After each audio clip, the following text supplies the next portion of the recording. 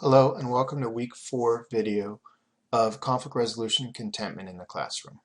I want to go over 4 parts in your reading of this week. Cooperation, integrated solution, interest-based approach, nonviolence approach. And then we'll go into what is mediation, peer mediation, and arbitration. Then we'll look at how to have a dialogue with a person you are in conflict with. And then lastly, conflict resolution mistakes to avoid.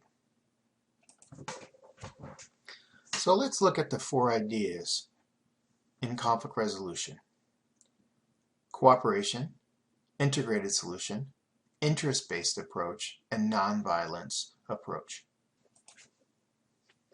So this first part is cooperation. And I look to make sure that we kind of make the difference between cooperation versus competitiveness.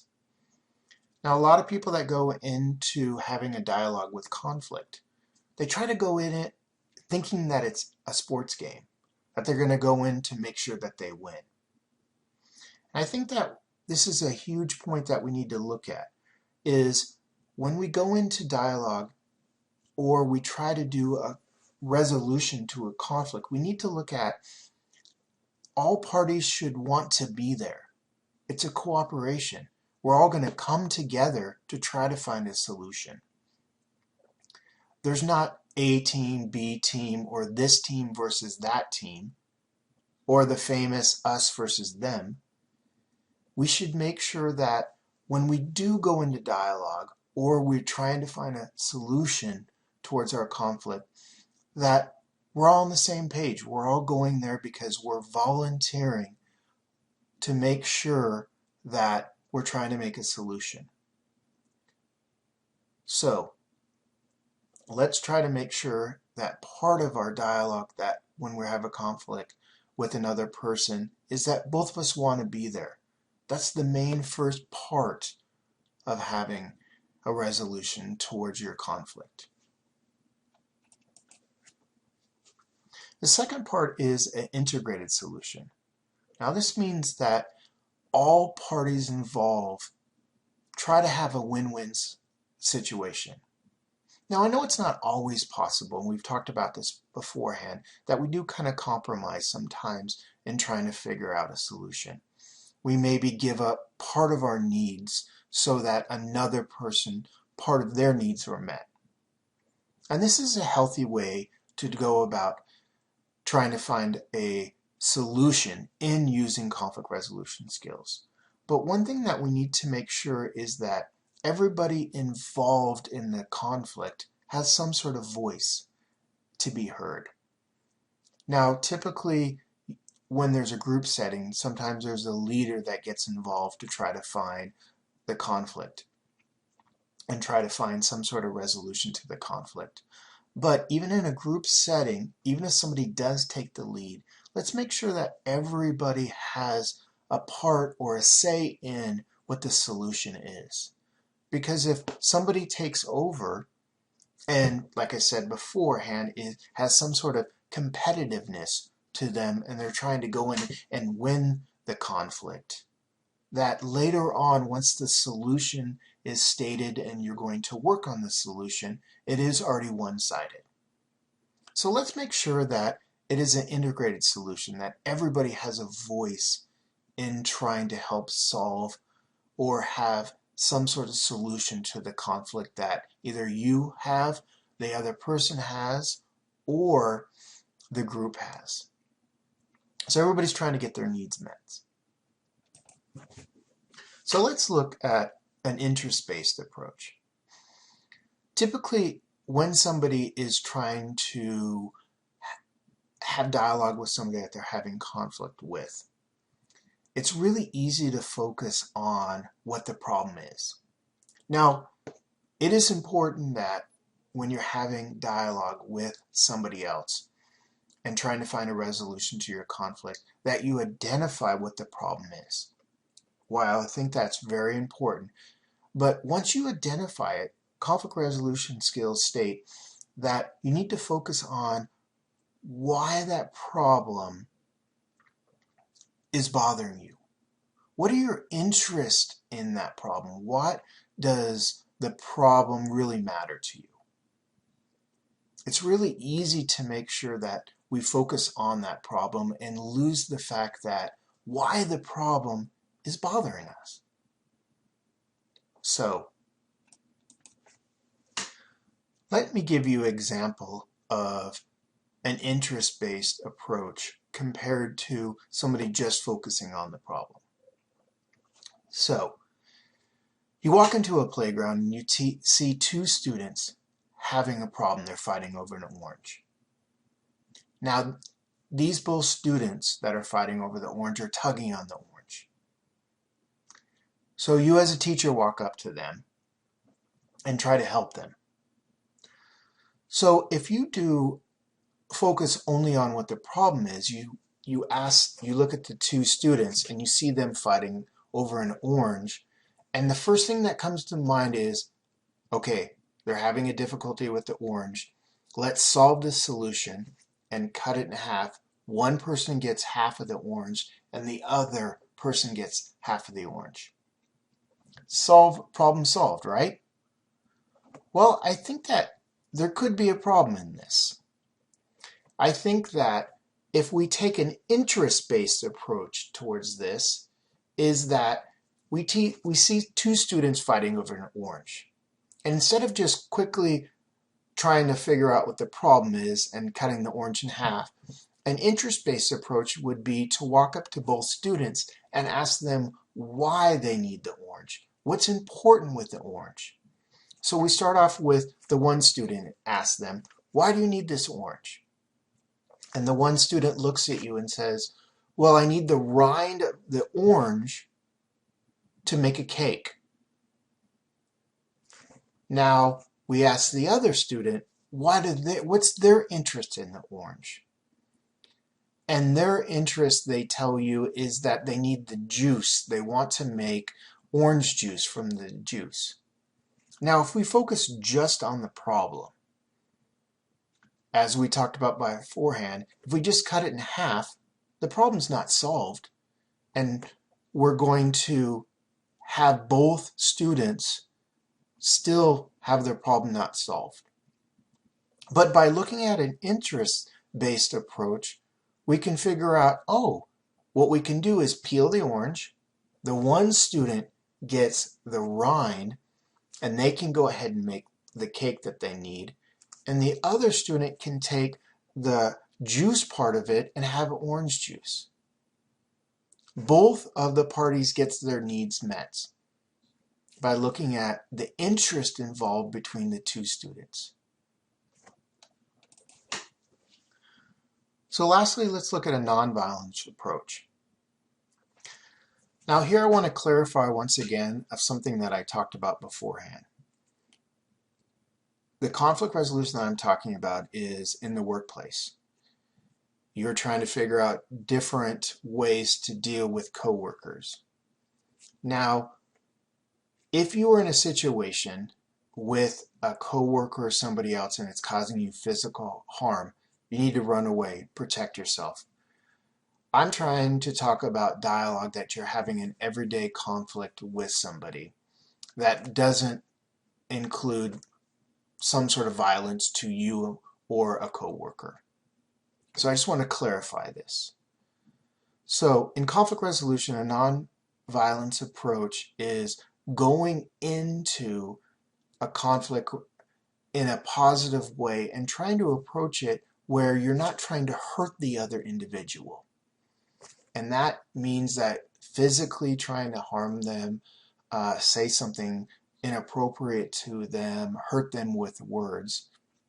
You're trying to approach it that in a friendly manner that in the end result, you both benefit from this. And I think this is sometimes a little bit difficult. Earlier I talked about the fight or flight complex. And the fight or flight complex is one, you're going to run away from it, a conflict. The second is putting up your dukes and you're going to fight it. And I think that sometimes in conflict with individuals, it's seen as a threat to them. So let's not think of conflict as a threat, and then we can avoid that fight or flight complex and try to go into this conflict in a more positive manner. So let's look at what is mediation. Mediation is an informal and confidential way to resolve a dispute between two parties. Now, a mediator's job is to help facilitate the dialogue between two individuals. Their job is not to solve somebody's problem. And usually this is done with many different skills, and we'll talk a little bit about the skills later on. And we can use these type of skills in a one-on-one dialogue to help you with conflict with a coworker. But let's get back. So a mediator comes in and helps facilitate conflict between two parties. Now their job is to make sure that dialogue runs smooth. Their job not is to make suggestions on how to solve their problem. They're trying to make sure that the individuals that are in the conflict have an awareness of helping them identify what the problem is, trying to figure out what their interests are in the problem. So they're kind of a facilitator that kind of balances the two parties. And the key point to this is that their main job is to work with the parties. They're not there to solve anybody's conflict. What is peer mediation? Peer mediation is exactly what mediation is somebody that goes in and facilitates dialogue between two individuals that are having a conflict with the added bonus is that in this case, this is an organization that I taught in South Africa, which was a peer mediation program. In this case, there were students teaching other students how to be facilitators. I think peer mediation can really help in a school district because sometimes as a teacher or an adult, we tend to lose focus of the views of our youth. And with peer mediation, this is something that can help in facilitating two people in conflict because sometimes students, when they have a conflict, don't want to go to a teacher. They don't want to go to their parents maybe to discuss issues at school, but they will talk to somebody that they closely relate to. Hopefully you have peer mediation programs in your school districts. I think they're really wonderful. Now in this example, there are students teaching other students to help facilitate. But right now in labor unions, there is also peer mediation programs where instead of somebody going to a supervisor to solve a problem or dispute between a coworker, they go to a program where they have peer mediations where they can talk with other coworkers that have had similar problems, and that person can help facilitate dialogue between you and another coworker that are having issues. One of the biggest problems, though, with peer mediation that I try to teach students is something called neutrality. And that's something where it's really easy as a youth to take sides towards a mediation. In other words, they listen to both parties and they decide person A is correct or person B correct.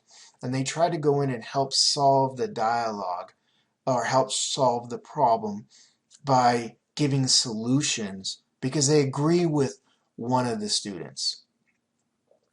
So it's really important to teach students that they need to be neutral.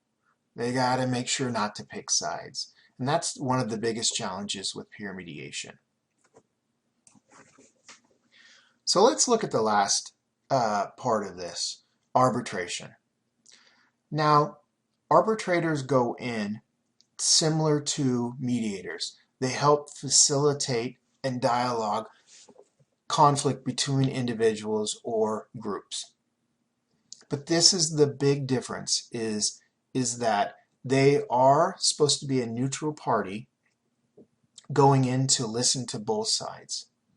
But they, at the very end, make a non-binding contract to say who is right in both parties. They're going to go ahead and make a decision to figure out how to resolve their conflict. What is the best way they feel that the conflict should be handled? The real key difference between arbitration and mediation is the fact that a mediator's job is to facilitate and let the people involved in the conflict solve their problems. In arbitration, they come in, they're still neutral, they listen to both parties, but at the very end, they are going to go in and make a decision for both of them. So let's look at how to have a dialogue with a person you are in conflict with. Most of the time when people get together and try to have dialogue with a conflict that they're having with a coworker, sometimes the dialogue can go in circles. There's really no structure involved.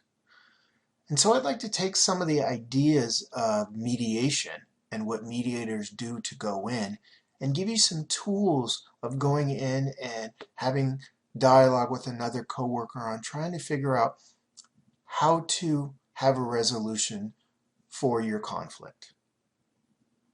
So let's kind of look at, I'll break these down. So first of all, you and a coworker have a conflict and you both decide that you want to talk about it.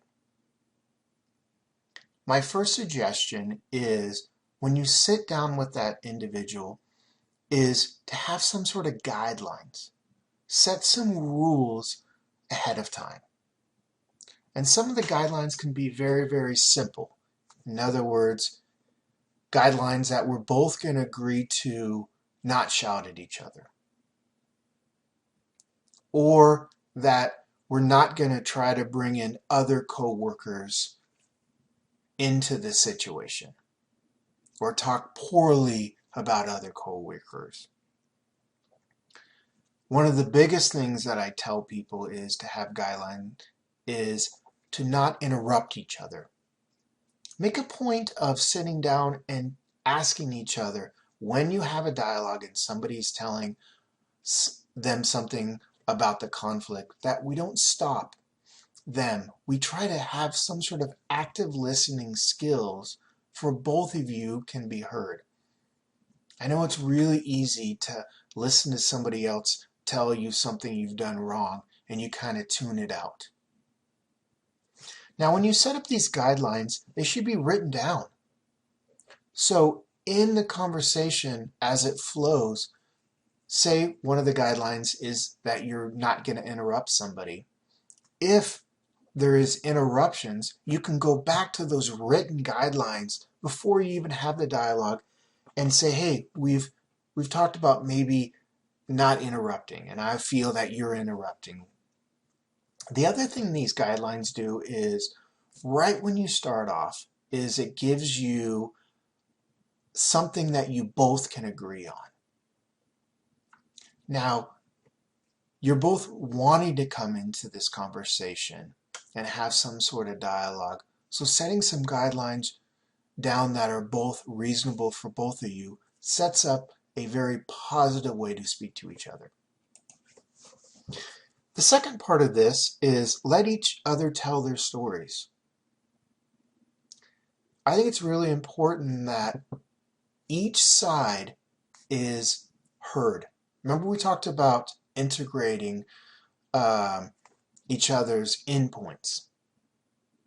So unfortunately this could be a little bit tricky, but somebody's going to have to choose to start. So put in maybe some of your guidelines that this person's going to talk beforehand or you're going to talk beforehand. But when you do talk to each other and somebody tells their story, let them tell it. Let you be an active listener and listen to what they're saying. Try not to figure out what your rebuttal is to their story right off the bat, but just let them tell their sides of the story. And then in return, you tell your side of the story. Give details, both of them. Ask questions. Why do you think that? But let each other tell the stories about what happened in the conflict without interruption. Now, once you tell each other stories, then you need to look at what are possible problems that you're having. You need to try to identify them. In looking at the problem, we want to make sure that it's not the outcome, but it's the immediate source of the conflict, the behavior act. Try to identify what problem you're having, or both of you are having, and realize that there probably is more than just one problem, but you're identifying it. You're labeling what the problem actually is. This is a good time to make kind of a list that you both can agree on that you're having a problem in this. Now, make sure you're not trying to figure out the solution yet. You're just trying to identify and put some sort of label on what the problem is, or what the behavior act is. Now this other part, try not to take a position or interpretation of the problem. Now these are two things that can really hurt dialogue between the people that are involved in the conflict.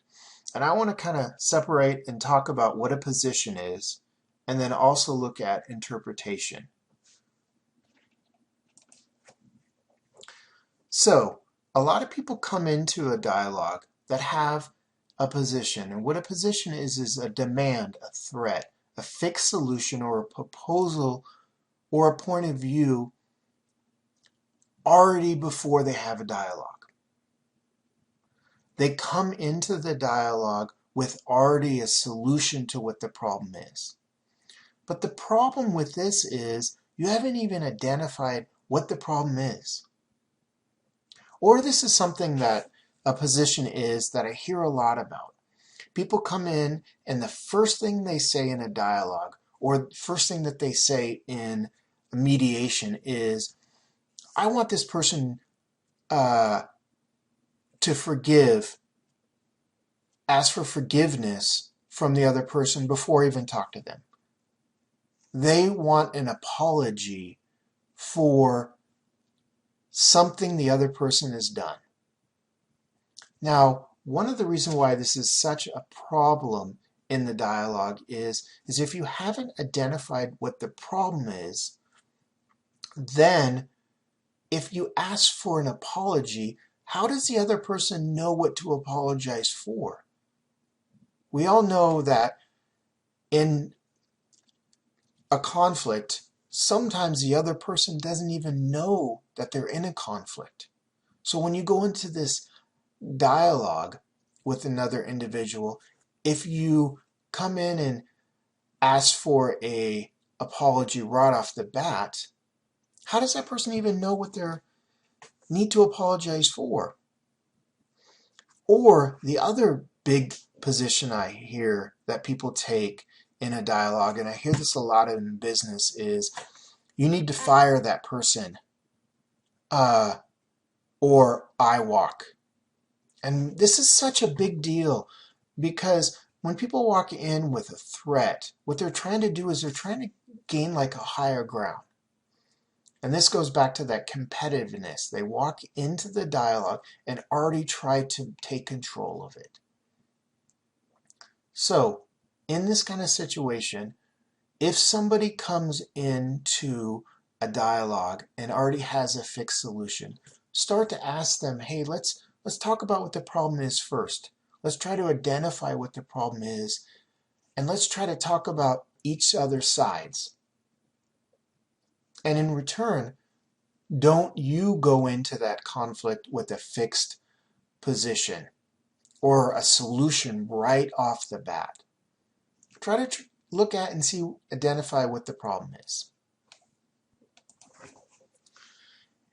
Interpretation. How people interpret the other party's behavior. This can be a problem in a dialogue because remember we talked earlier about what an attribution error is. And I'll remind you, an attribution error is if with two individuals do the same behavior act. If you do this behavior act, it's because of external factors. If the other person does the behavior act, it is an internal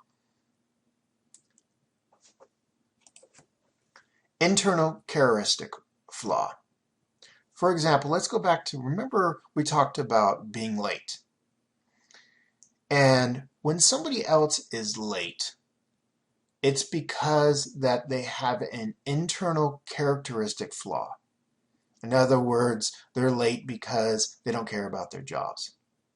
Or they're late because of the fact that their person is lazy. So when you do the same behavior act, it's because of external factors. You are late to work because there was traffic. One of your children were sick. There's external factors. So when we go into dialogue with somebody on a conflict, there is 4 interpretations that's going on the behaviors. Now, the behavior act that's happening, the problem, you yourself have a perception, if you're doing an attribution error, that that other person has internal characteristic flaws. And the behavior act that you have are all external. Now, if we flip the coin, the other person that's coming into dialogue is, if they're having attribution error, is looking at you have internal characteristics flaws, and the things that are happening to them are all external.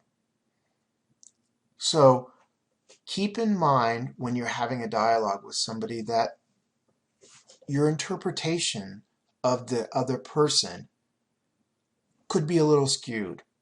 Try to leave out this attribution error. Remember I talked about mind reading. Instead of trying to figure out without asking the person why they did something, just go ahead and ask them.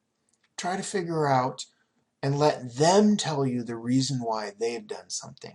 Don't let this attribution error cause problems between you and the other person having a dialogue. Okay, so hopefully you don't do any positions or interpretations of the problem. This is something that you're going to have to work with. There's going to be lots of dialogue with you and the other individual, but it's something to be aware of. So once you've identified what the problems are, make a list of those. And then once you make a list of what the problems are, look at what are some of the interests you and the other person have with that problem. Try to take that interest-based approach. Why is that problem, what is the effect of that problem having on both of you? And that's a key term, both of you. Try to figure out what are the interests that both of you have. Remember the silly problem with the 2 children that are on the, or the 2 students that are on the playground and fighting over the orange? Try to figure out what the interest you have in that problem.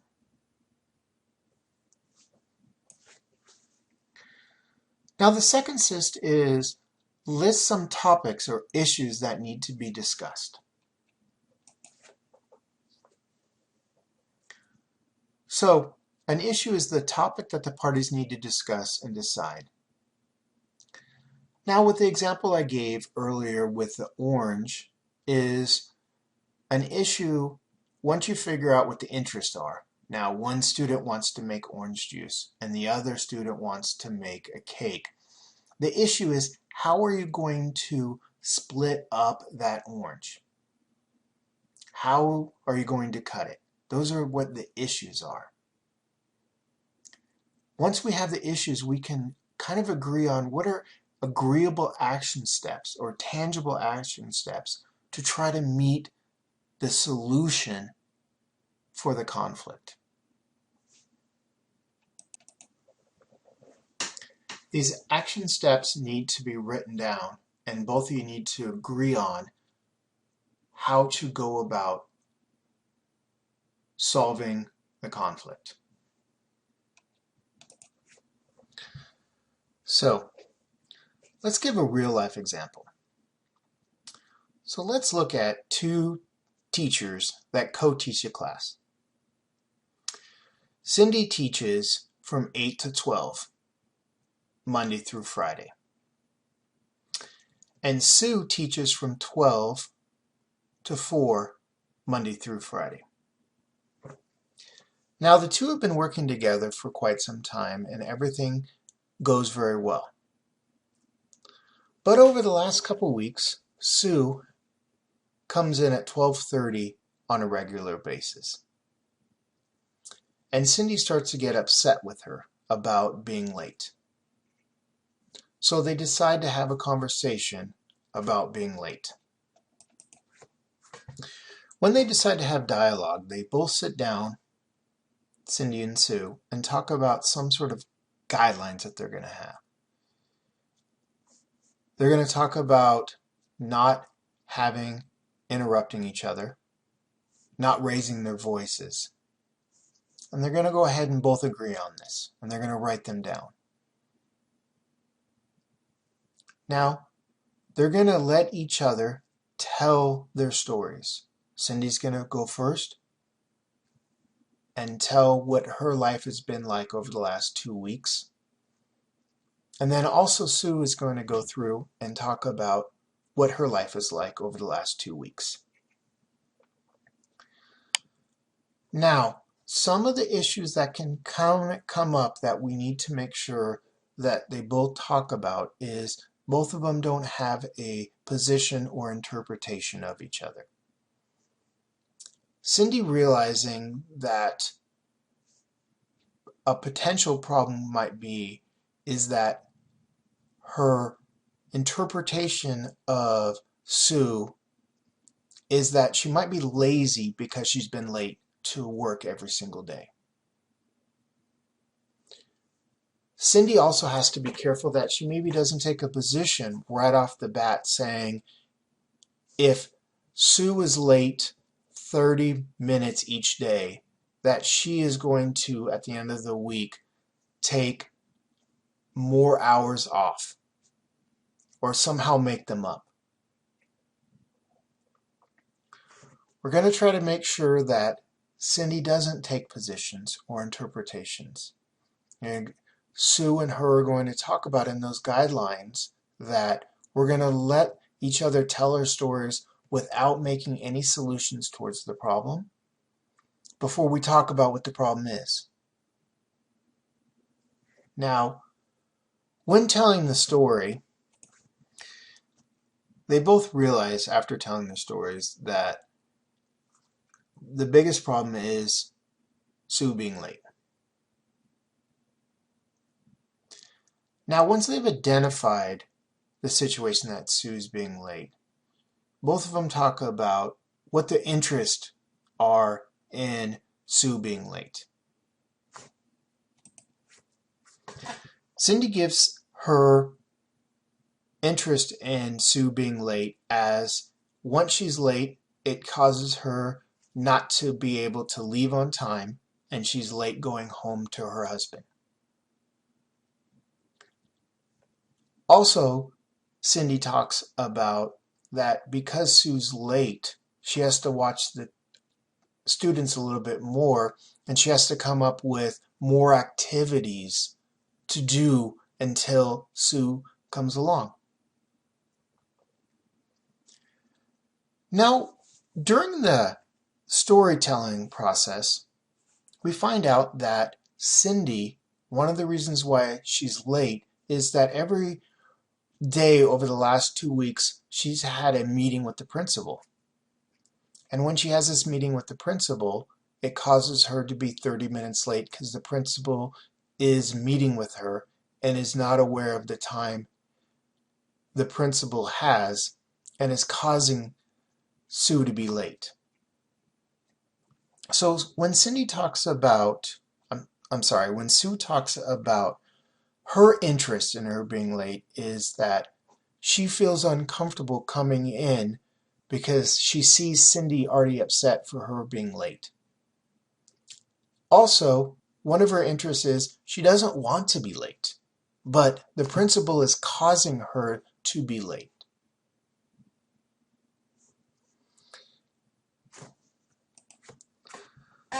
So now once they've both identified what the problem is, talked about what each other's interests are in the problem, now they can make a list up of issues that they need to discuss. One is Cindy not being able to leave on time.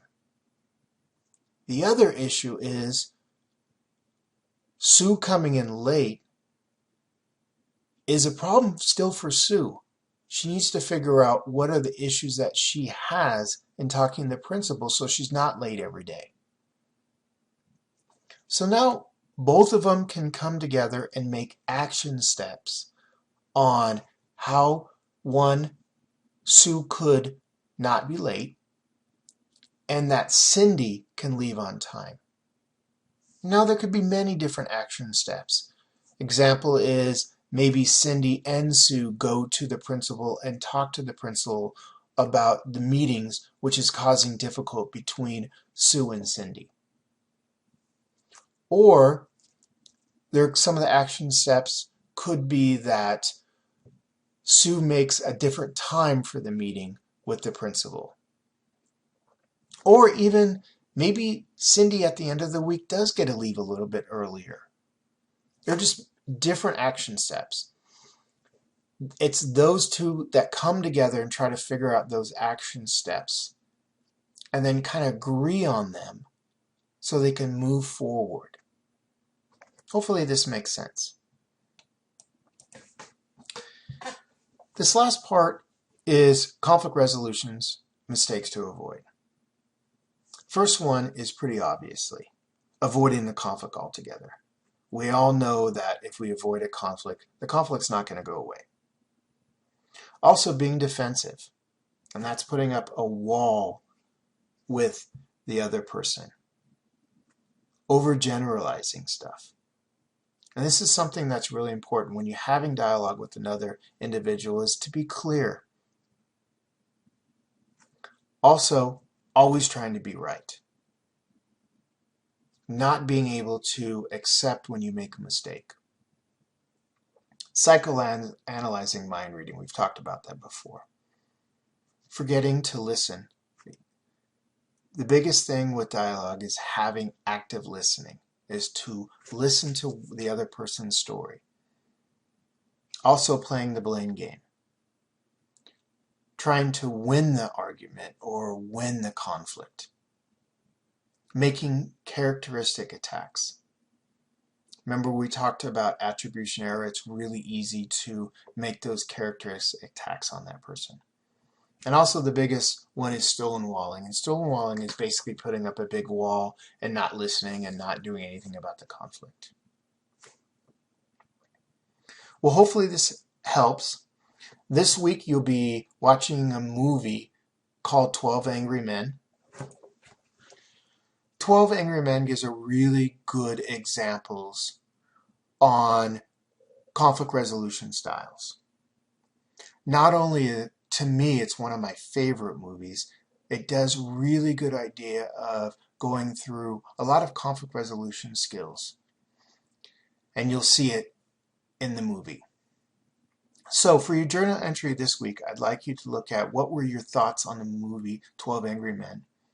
And then give 2 examples of conflict resolution styles within the movie.